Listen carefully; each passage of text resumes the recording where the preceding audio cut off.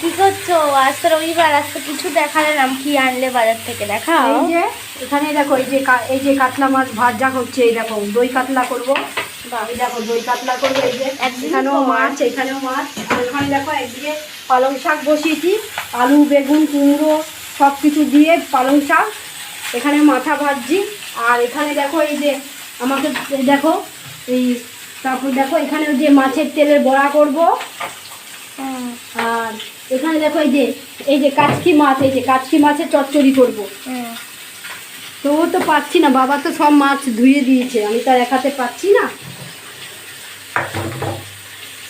আজকে বন্ধুরা, আজকে অনেক দেরি হবে। আজকে এক হাত বুঝতেই পারছো, রোববারের বাজার।